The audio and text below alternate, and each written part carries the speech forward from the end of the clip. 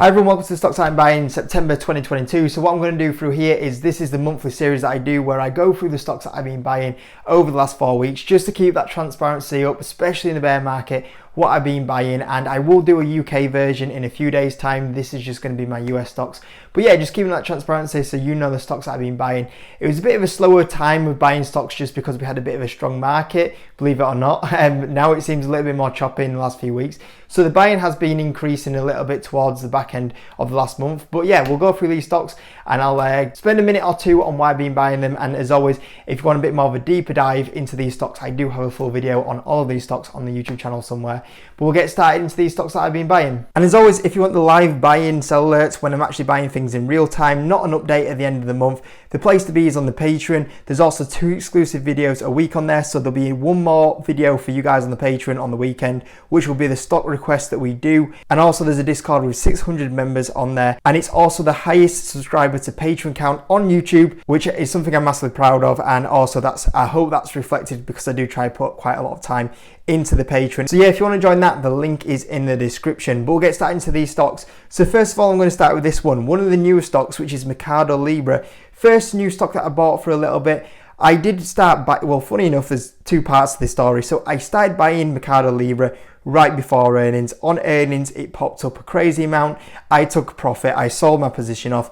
It was a very small position. I wasn't able to build it up. I looked at Mikado Libra in the $1,000 range and I just went, that's a little too high for me. Personally, for me, I want to be buying it around that $800 mark if I can. So I thought it's jumped a little bit too much. Let's see if it comes back after earnings. Sold for a really nice profit, 27% in like a week of holding it. So yeah, that was pretty good timing. Not that I did it on purpose, but after that, it just seemed to get caught up in this downtrending market that we've had in the last 2 weeks, as you can see down here. And it's kind of given all that jump that it had after earnings back again, which is absolutely crazy because when you look at Mikado Libra's earnings, they were absolutely fantastic. Now, if you don't know what Mikado Libra is, I'm trying to build this into a decent sized position because I think it's a fantastic company in the next few years. It's a bit like Amazon, but in Latin America, but also it has a fintech side of the business. So you're buying an e-commerce platform and also a fintech, and that fintech is growing very fast and has fantastic margins as well. Now, the important thing with Mikado Libra and being in Latin America is where a lot of the majority of growth is now in e-commerce. So for example, these are the leading countries based on retail e-commerce sales growth, and you can see here the amount of Latin America countries that are in here is amazing. You know, you got like the likes of Brazil, Argentina, Mexico, for example. And Mikado Libra is the leading e-commerce site in these countries ahead of Amazon. Now, one of the amazing ways they did that is they've been investing really heavy. So you've seen Amazon kind of been putting up the depots, and that also leads them to very fast delivery. They didn't do that in Latin America quick enough. Mikado Libra jumped on that, and that's how they managed to improve the delivery system in Latin America, and that's how Amazon has struggled to catch up Mikado Libra. And the other thing is fintech. So as well as having an e-commerce platform here, you're also going to get a fintech platform. So as well as having the delivery that they improved, what also was lacking in Latin America was a good fintech company. So what Mikado Libra did is they create their own fintech company, and then from there people could use that fintech company to go and buy things through their e-commerce site. Pretty clever, right? As well as that, now they've really expanded that fintech business, which is actually probably the more impressive business in here. So as well as getting that e-commerce, you get a fintech business, which you can see here, net revenues grew 53%. Now that's a really impressive growth, but when you dig in, the e-commerce platform was 23% growth. Now that is a little bit weaker than 53%, but you can see here this 23% is still quite impressive when you compare it to the likes of Amazon, for example, after them very tough CV comps. So 23% is still pretty impressive, but what is lifting this business up massively is that fintech part of the business. And if you look here, the fintech part of the business grew 113% year over year. So this is a bit of a smaller part of the business, but this is a major growth driver in here. And the thing is, this gross margins on this fintech business are absolutely amazing. And also there's an advertising platform that I'm also going to mention very briefly, but this is also one thing that I'm really impressed by, is that fintech part of the business that's growing massively.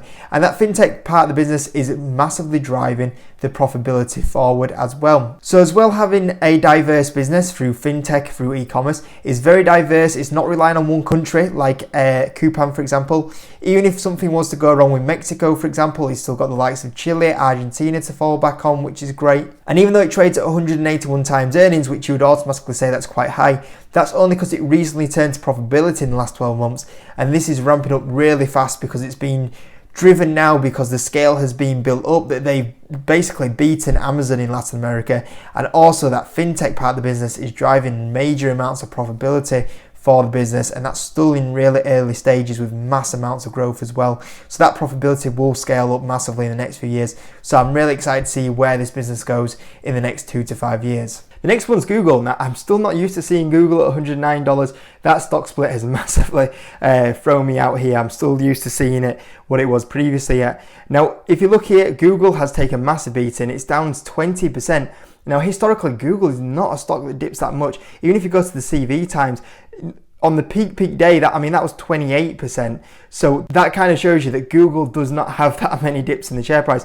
But it's having a dip at the moment. It trades down at 20 times earnings. Now, for me, seeing Google, one of the best moats, arguably the best moat, I would say, out there, because obviously you got the search engine, you got YouTube. I mean, YouTube alone, imagine how much that's worth, and all the other little platforms that they're in. It's a company that's still going to grow 10+% revenue growth, and as well as growing 10+% revenue growth, the profit growth they're driving and all that profit going down to the balance sheet is amazing. The cash they're building up there, probably one of, if not the strongest balance sheets on the stock market, and with that cash they can buy back shares, they can go acquire companies, they can do a lot of things with it. And Google for me is a must own. I mean, there's not really one negative I can pick up with it.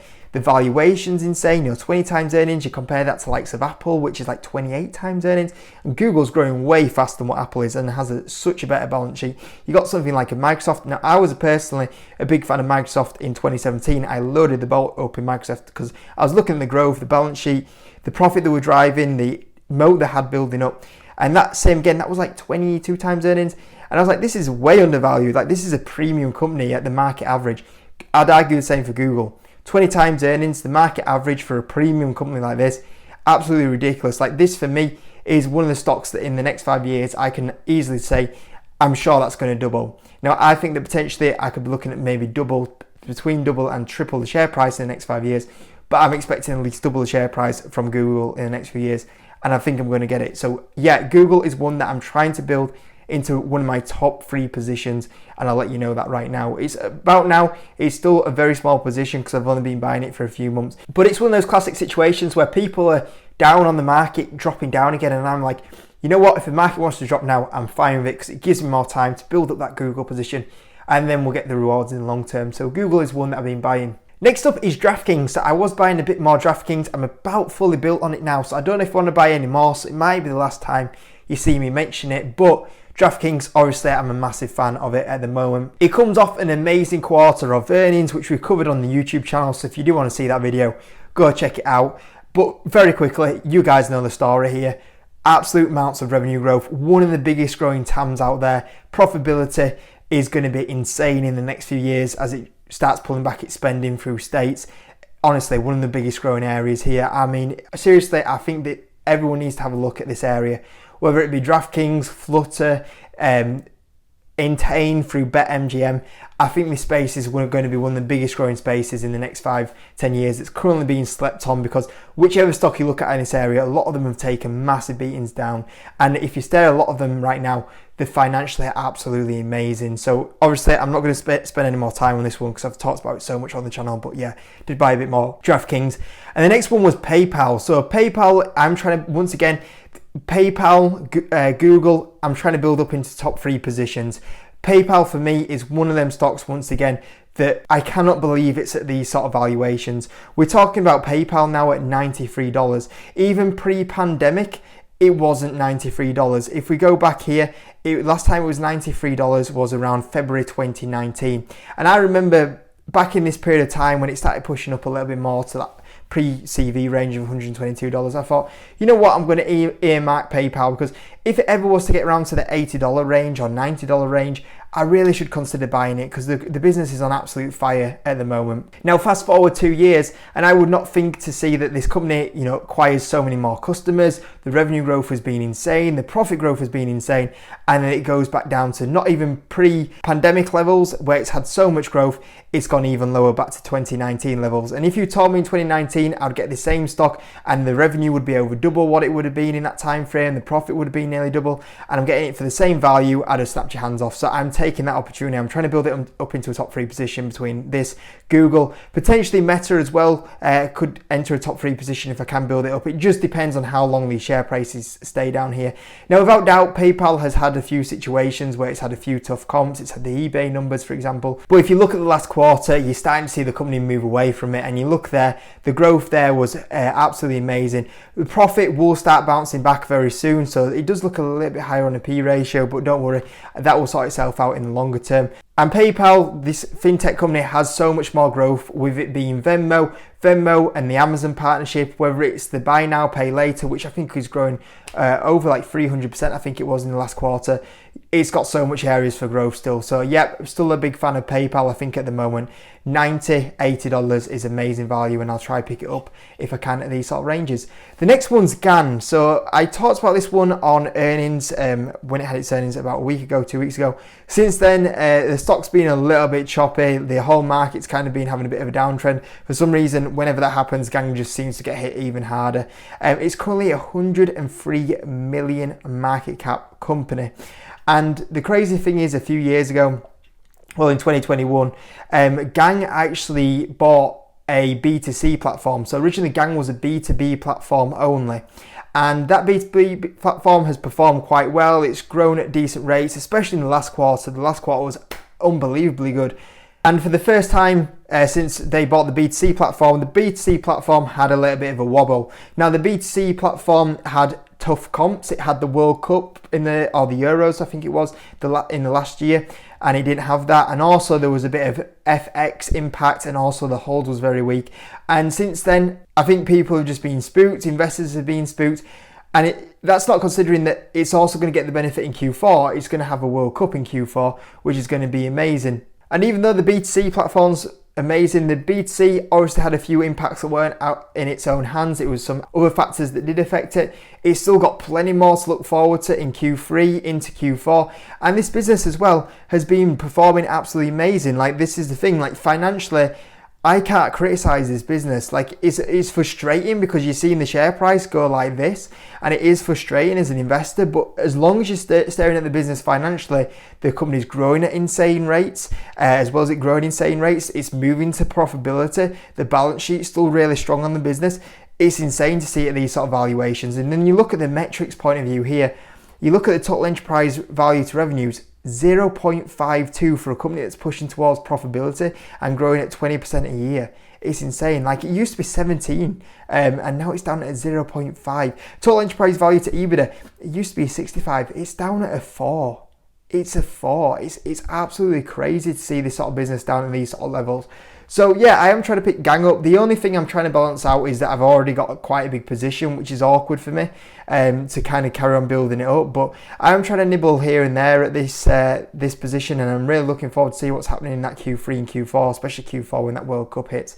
So yeah, I did nibble a little bit at some Gang. And the last one is Disney. So I did buy a little bit more Disney. I bought this just before the earnings actually, so I did time that quite well, even though it is starting to give a little bit of it back after them earnings, as you can see here. But yeah, I mean, what is it, the #1 streaming giant now? So yeah, Disney's absolutely amazing. Like, when you look at the parks now, the content they're bringing out, the Disney Plus that it's bringing out, and people will say it trades at a high valuation, but when you start factoring, if you run the numbers on Disney Plus and the growth that's going to give and the profitability they're going to start ramping up in that platform, they've still got the growth from the parks to start coming back as well.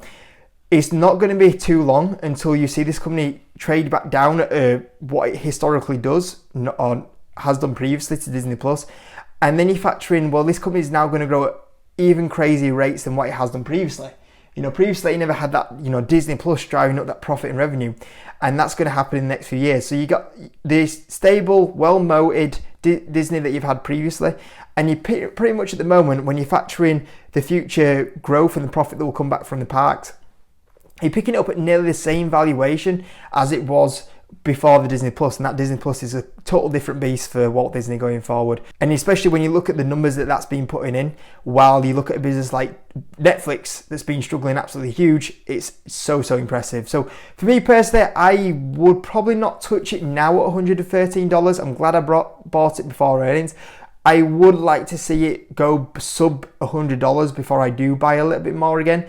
But I've got to say, I still don't think it's terrible at $113.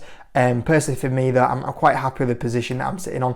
But I could buy more. We'll see what happens. So yeah, obviously, I've been a Disney shareholder for a little bit now. You know, one of the stocks I prioritize in the CV situation. And when you do look, you know, it's kind of near the CV lows right now. It's crazy. You know, I mean, what's Disney down? So Disney's down 42%. So yeah, it's crazy. This stock market's being brutal. You know, you're seeing stocks crashing like Disney down 42%. It's unreal. Someone posted a comment the other day in one of the videos saying, this is literally a lifetime opportunity for investors. And that's what it is. You know, to see a company like Disney dropping 40+% at the moment is just insane. And I'm just trying to capitalize on this opportunity, especially if we're going back down here. I want to capitalize on it as much as I can. So those are the stocks that I've been buying anyway, guys. Hope you enjoyed the video. Let me know if there's any that you've been buying that's worth me checking out as well. And as always, smash that like button, subscribe if you're new around here, and I'll see you in the next video.